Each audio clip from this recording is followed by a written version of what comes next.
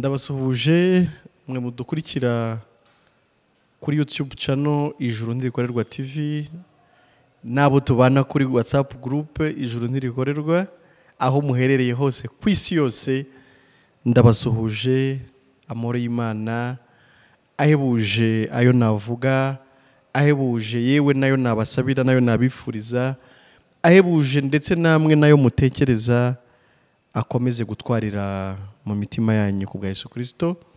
Ubuntu n'amahoro bigwire muri mwe dukesha umwami wacu Yesu Kristo. Ndabasuhuje rero cyane, numvaga nshaka ko tuganira aho muri hose, muhuguke munganirize namwe,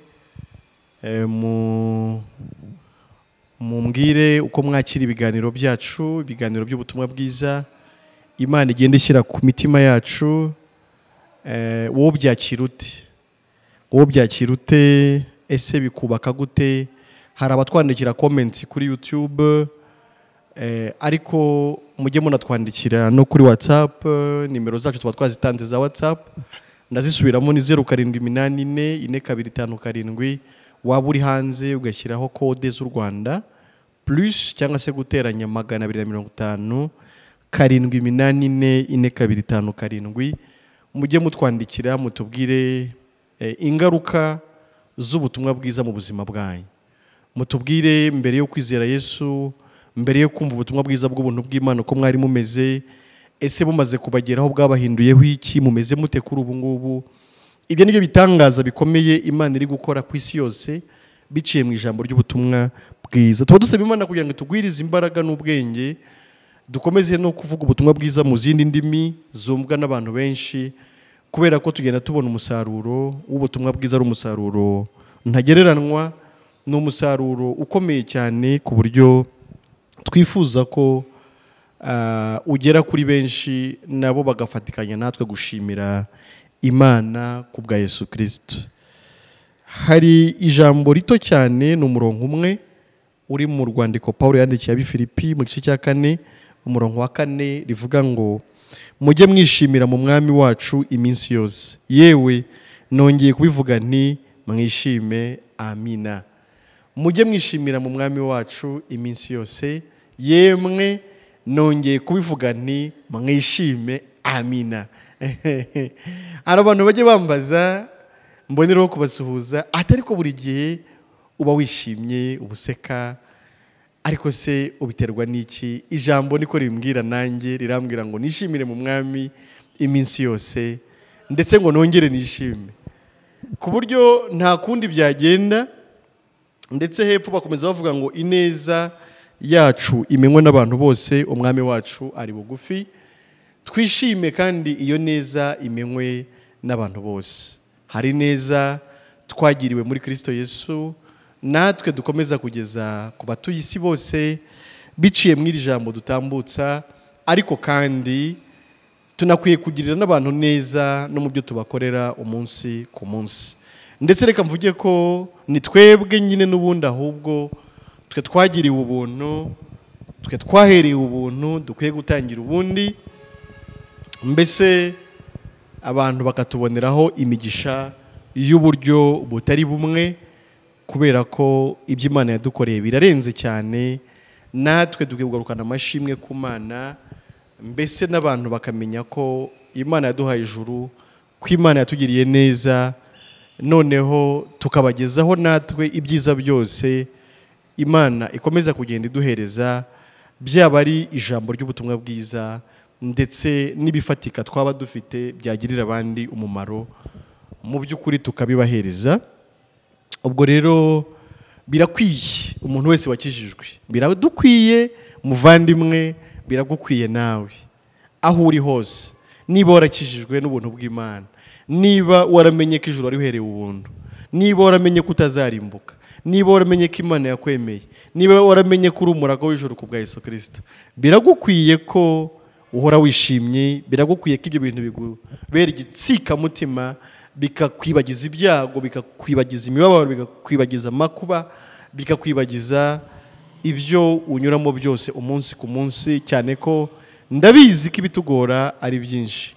ndabizi ko ibituremerera ari byinshi, ndabizi ko ibyago n'amakuba ku mukiranutsi ari byinshi, ariko thanks to God, Imana ishimwe cyane ko yatubwiye ko nanone hamwe n'ibitugerageza izajya iducira kanzu. Ahandi ngo ibyago n'amakuba by'umukiranutsi ni byinshi, ariko Imana imutabara muri byose. Uyu munsi nifuje kuganira n'abakijijwe gusa, kuko ndabizi ko murankurikira, ndabizi ko mubana natwe kuri channel. Ntabwo tuzajya duhora tubwiriza gusa batarizera ubutumwa bwiza, namwe ngo twibagire kubasuhuza, twibagire kuvugana ku masezerano yacu. Rimwe mu isezerano ry'abera no kwishimira mu mwami iminsi yose. Ariko iri jambo tugomba kuryumva neza. Niba bavuze ngo twishimire mu mwami iminsi yose, bivuze iki? What does it mean? Bishatse kuvuga nidushaka kwishimira ahandi ntabwo bizaba iminsi yose. Sinzi niba mwakumvije. Nintekereza ko umunezero wanjye uzaturuka ko ikipe mfana yatsinze, ntabwo izahora itsinda, nawe ntabwo uzishima iteka. Nishaka kwishimira ko konti yanjye ibyimbye, niko Kinyarwanda bajya bakoresha ngo konti irabyimbye, ikofi irabyimbye. Ntabwo ikofi izahora ibyimbye, ntabwo konti izahora ibyimbye, ntabwo momo izahora ibyimbye, igihe kimwe izananuka. Ninanuka rero bya byishimo byawe bizakorwaho. Ndetse reka mbikugarantise, reka nguhe garanti ko ntabwo uzahorana amafaranga wifuza. Oya, ahubwo none uzaba ufite amafaranga runaka, ejo utayafite, ejo bundi wongera ugira andi, ejo bundi bukurikiyeho ubu ntayo ufite. Kubera ko mu isi uko tubona imvura igwa n'izuba rikava, uko tubona amanywa tukabona nijoro, niko iby'isi bimera. Bajya bavuga ngo ni gatebe gatoki, mbese birahindagurika. Mu kindi kirimi cy'amahanga baravuga ngo ni ups and downs, ni hasi no hejuru, birahindagurika. None biri hasi, ejo birazamutse. Ngo ubuzima ntabwo ari straight line, ntabwo ari umurongo ugororotse, ahubwo ni ups and downs. Nutekereza kuzishima ari uko wagize umugore, reka nkugarantise ko nabwo umugore ntazakubera ibyishimo. Hari ibyishimo yego by'urugo, ariko ntabwo umugore azakubera ibyishimo iteka.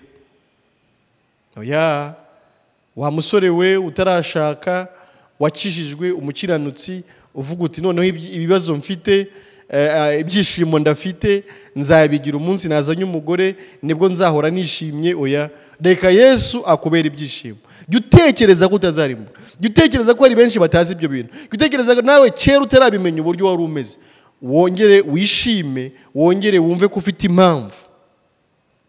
Dufite impamvu idutera kwishima, kandi iyo mpamvu iri solide, iyo mpamvu irakomeye, iyo mpamvu irafatika, iyo mpamvu ni gitsikamutima, iyo mpamvu ni ntinyeganyezwa, iyo mpamvu irakomeye cyane. Reka rero twishime, reka twishimire mu mwami iminsi yose.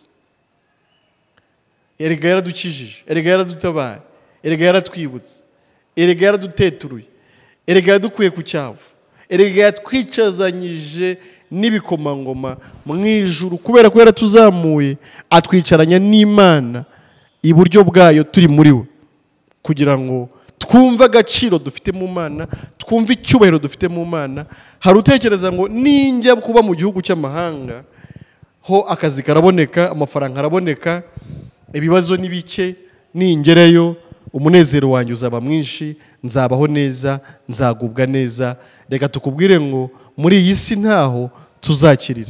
Niko umuririmbyi yavuze ngo nihe abizera bazajya kuba. Aravuga ngo muri iyi si ntaho tuzakirira, ngo nta hantu hatakerwa n'umubisha, ngo ibibi ntaho twabihungira. Aravuga ngo ntaho mu isi ntaho, mu ijuru niho iwabo wabizera. Niyo mpamvu abantu babwira abantu ubutumwa bw'iby'isi barababeshya pe. Abantu bababwira ati Imana izabaha ibi, ibahereze n'ibi, ibahereze n'ibi, bityo muzabaho neza. Oya, kubaho neza ni uko Imana yaduhaye Yesu kugira ngo yishyireho ibyaha byacu, Imana imuhane, imuhora ibyaha byacu, dutsindishirizwe, tugire amahoro mu mutima, tugire amahoro mu mutima. Mu gice cya 5 cy'urwandiko Pawulo yandikiye Abaroma, ndibwira ko uwo murongo muwuzi, haravuga ngo nuko rero ubwo twatsindishirijwe no kwizera dufite amahoro ku Mana kubw'umwami wacu nde Yesu Kristo. Ngo niwe dushyikirije ubuntu dushikamyemo kubwo kwizera, ngo tubone uko twishimira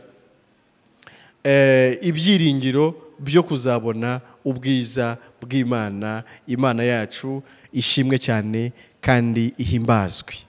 Reka mvuge rero ngo birashoboka kwishima, birashoboka kugira amahoro, birashoboka kunezerwa, birashoboka kunyurwa, birashoboka kumva umuntu atekanye, birashoboka kumva umuntu afite isumbwe mu mutima iteka.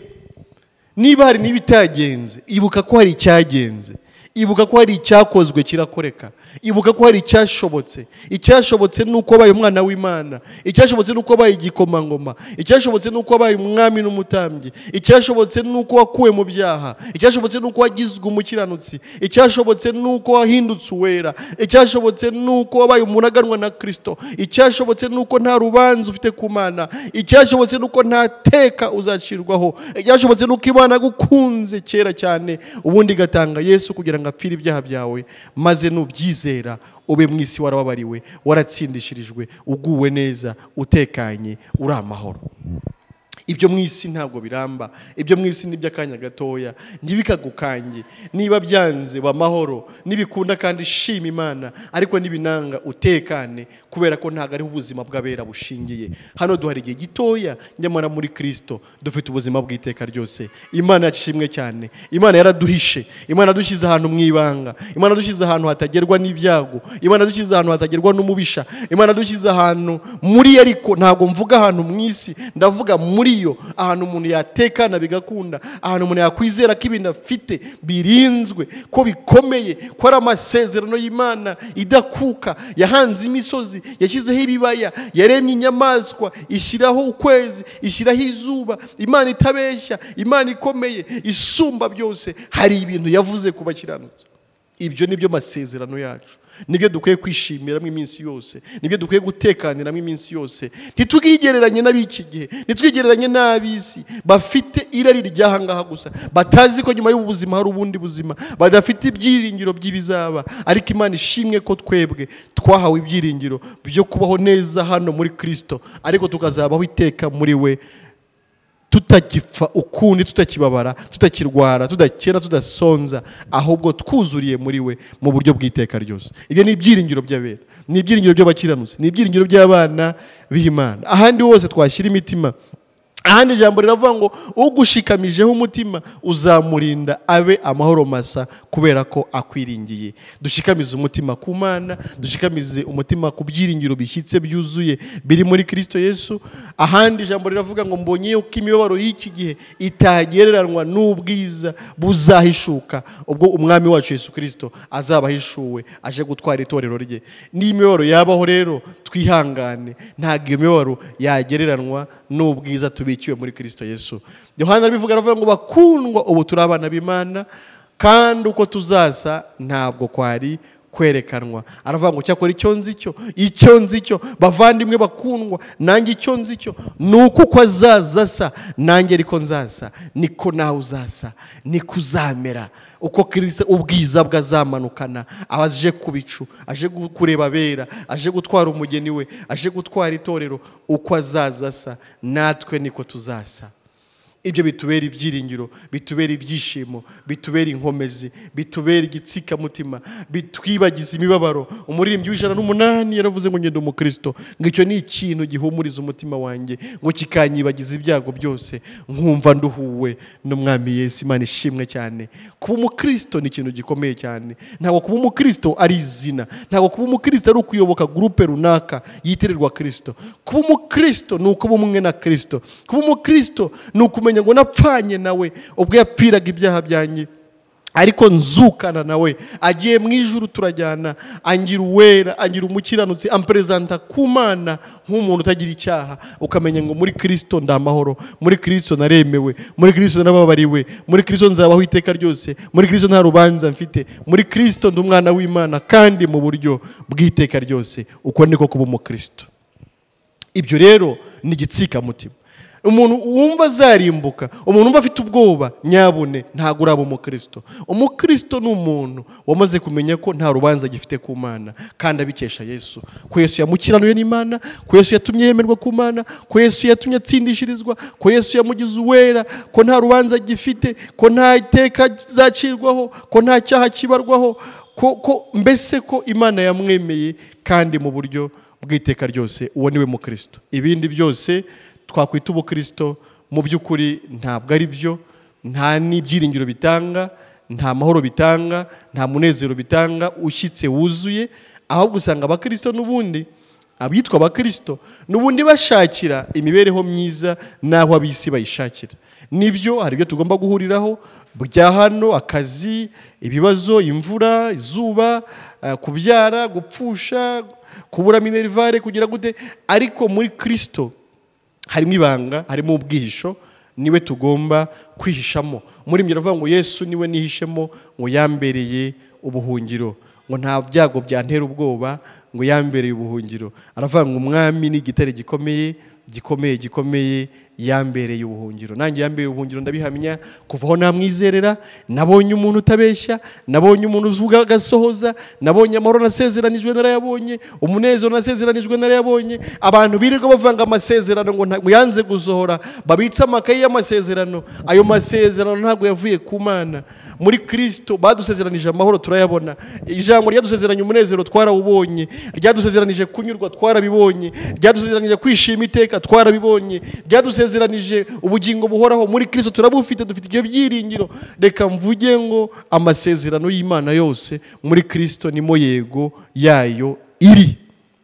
Nta kimana yasezeranije itazasohoza, ahubwo ibyo bakubwira ngo ni amasezerano y'Imana ni inzozi zawe, ni indoto zawe, ni bya bintu bavuga ngo umushonja rotarya, ni ibyo kwayishirari rya kamere yawe. Ntago ari amasezerano y'Imana, ahubwo amasezerano y'Imana ni ay'Imana yadusezeranije muri Kristo. Kandi ayo masezerano ngo tuyafitiye ayo masezerano tuyafitiye Yesu, ayo masezerano tuyafitiye total insurance ko Imana yasezeranije iyasohoza, kugira ngo umwizera wese atarimbuka ahubwo ahabwe ubugingo buhoraho. Niyo mpamvu uyu munsi, kubera ko nizeye Imana yavuze ibyo, nkaba narizeye Kristo, niyo mpamvu nizeye ko ndashobora kurimbuka.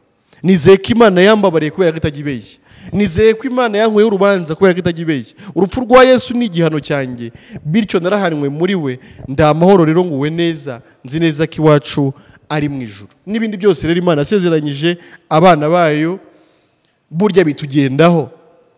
Wa mutima utakurega, wa mutima uguwe neza, wa mutima utarimo urubanza, ngo ninde warega intore z'Imana? Batese n'Imana kandi ariyo izitsindishiriza, batese ni Kristo kandi ariyo wazipfiriye. Ayo masezerano y'Imana ngo mbese niki yadutandukanye n'urukundo rw'Imana? Ntacyo twararubonye muri Kristo Yesu, dukomeza kurubona uko bwije nuko bukeye. Imana yiyunze natwe tukiri abanyabyaha, none ubwo tumaze kungwa nayo na Kristo, none izabura gute mu by'ukuri kurushaho no kudukunda ubwo twabaye abana bayo, ubwo twabaye abakiranutsi, ubwo twabaye abera, ubwo twabaye abaziranenge, ubwo twabaye abantu Imana yakuyeho urubanza. Abari hafi, abari kure, abakene, abakire, abakiri batoya, abashesha kanguhe, ibikwerere, amajigija, ingeri zose z'abantu. Muri Kristo amahoro yarabonetse, n'itangazo turi gutanga. Muri Kristo umunezero urabonetse, muri Kristo kwishima byarabonetse, muri Kristo kunyurwa byarabonetse, muri Kristo kubaho umuntu atekanye byarabonetse, muri Kristo kugubwa neza byarabonetse, muri Kristo ibyiringiro bya none n'ejo hazaza byarabonetse, ibyishimo by'ubugingo bw'iteka muri we byarabonetse. Namwe nimuze mwe gusigara, abatari baza namwe reka mbahamagare. Abagezemo baranezerewe, baranezererwa umwana w'intama. Ngo n'abandi bari mu nzira, namwe muze mwe gusigara. Urasigarira iki? Urasigarira iki? Va ku giti, dore umuntu. Barakubwira bati uzabona inzu, inzu n'ubundi uzayibona, wenda hari n'iyo ufite, ahubwo umuntu ntanyurwa. Uzabona imodoka, imodoka zirahari, imodoka zirahari. Ntabwo amasezerano y'Imana ari imodoka. Imodoka n'abadafite amasezerano bazazibona. ntabwo amasezerano y'Imana ari ayo ngayo. Witinda kuri ibyo rwose, wita n'umwanya ahubwo.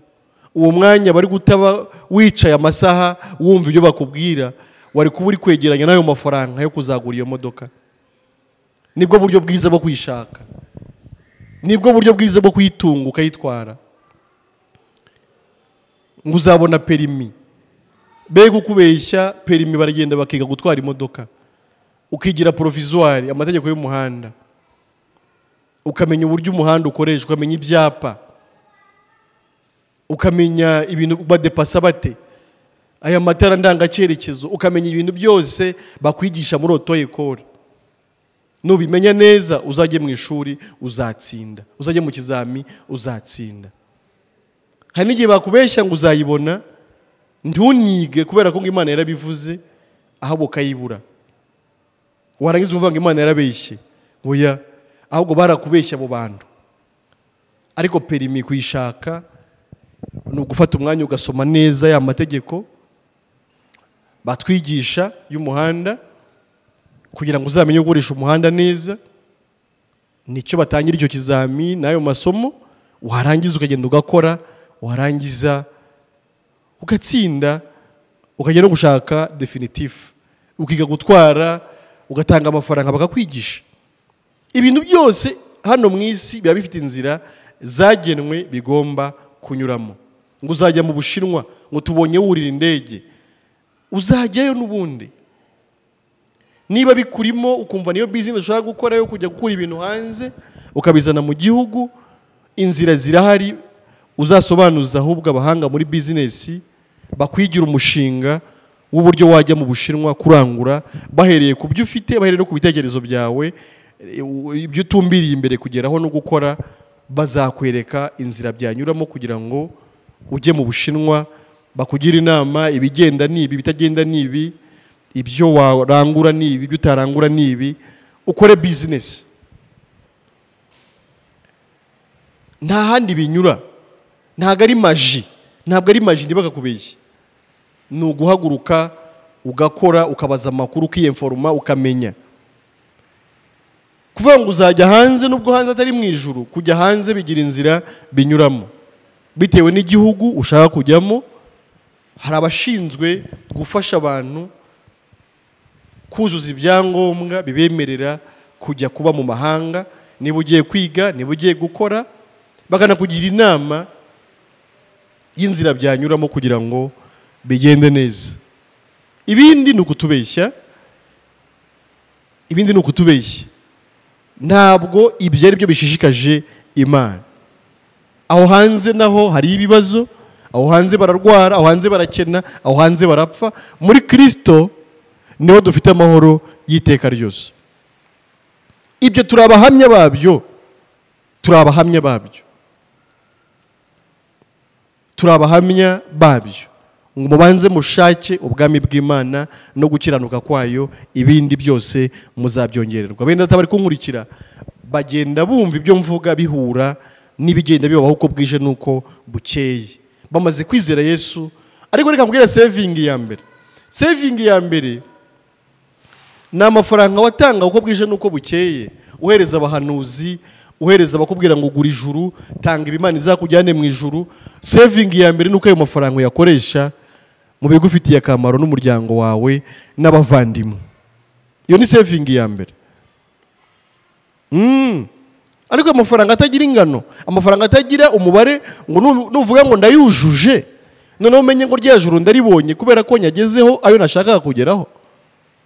Ariko ntibivuze ko abakiranutsi nabo batagira uruhare kugira ngo ubutumwa bwiza bugere ku bantu benshi. Ariko ntabwo ibyo bakora nk'ibi byose dukora, dutambutse ibiganiro, bidusaba internet, ingendo tujya ku maradiyo, ibitabo dusohora n'ibindi byose, ibyo byose bidusaba ubushobozi. Ariko tubikora twishimye, turi amahoro, tunezerewe, kubera ko ijuru ryo twararibonye ku buntu, ahubwo twahereye ubuntu kugira ngo dutangire ubundi.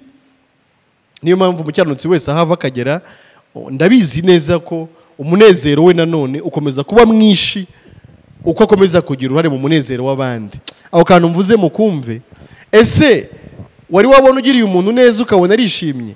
Wabonye nawe uburyo unezerwa? n'umwana yagusabye ikintu bigahuza n'uko ugifite ukakimuha bikamunezeza, nawe urishima. Tekereza kugira uruhare kugira ngo abantu bajye mu ijuru. Nubwo atari twebwe turibaha, ariko ibyanditswe biravuga ngo bisa nk'aho Imana ibingingira muri twe, ngo ndetse ngo tubintumwa mu cyimbo cya Kristo. Imana yashimye kutugira umuyoboro wo kugira ngo abari mu isi bamenye ubutumwa bwiza, bizere, bazajye mu ijuru.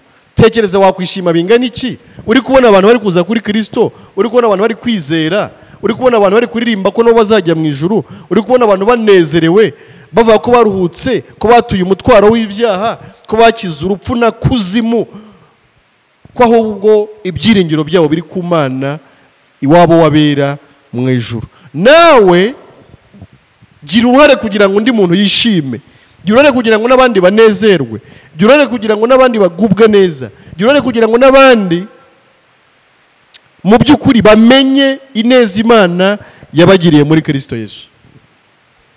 Umwanya dufite hano mu isi tuwukoreshe neza kugira ngo abatari bizera Yesu, abatari bamenye ubutumwa bwiza babumenye, kuko niyo mpano ya mbere. Nuko umuntu atunga ibyiringiro by'ijuru, nuko umuntu atunga amahoro y'ijuru, nuko umuntu abaho azi neza ko atazarembuka. Ibindi byinshi cyane tugenda tubonera muri Kristo bishamikiye kuri icyo ngicyo, ariko icyo nicyo mubyeyi wa byose, ni cyita rusange kubera bose. Ubwo rero gira uruhare kugira ngo n'abandi bizere ubutumwa bwiza bw'ubuntu bw'Imana, mu gihe ari benshi baburwanya, nawe umwe muri bakeya bashyize imbere kububwira benshi, kugira ngo mu by'ukuri abakizwa biyongere, n'Imana ihererwe icyubahiro mu mitima ya benshi bakomeza kwizera ubutumwa bwiza. Dufatanye rero mu buryo bwose Imana itanga bwo kuvuga inkuru nziza, dufatanye kugira ngo abenshi bizere ubutumwa bwiza, nabo tuzabane mu ijuru, dutunge amahoro tukiri mu isi, dutunge umunezero tukiri mu isi, ariko amaherezo ya byose tube tuzi neza ko iwacu ari mu ijuru. Bene data nabasuhuzaga, aho muri hose mugubwe neza, aho muri hose mwibuke abo muri bo, isi ntibaryame hejuru, iwacu ni mu ijuru. Muyigaranzure, muyineshe, muyitsinde, byukana imbaraga ujya mu kazi, tahana imbaraga utashye. Yesu nakubera insinzi, Yesu nakubera inkomezi, Yesu nakubere byose, Yesu nakubere motivation, Yesu nakubere moteri, Yesu nakubere engine, Yesu nakubere fuel, Yesu nakubere imbaraga zituma wumva ubuzima bushoboka, wumva ejo hazaza ari heza, wumva nta bwoba, wumva nta gihunga, wumva utikanga, ugubwe neza, utekane, ufesinge byose, utsinde byose. Muri Kristo byose birashoboka. Amahoro y'Imana rero ahebuje ayo navuga, ahebuje ayo nabasabira, akomeze gutwarira mu mitima yanyu none n'iteka ryose ku bwa Yesu. Amen.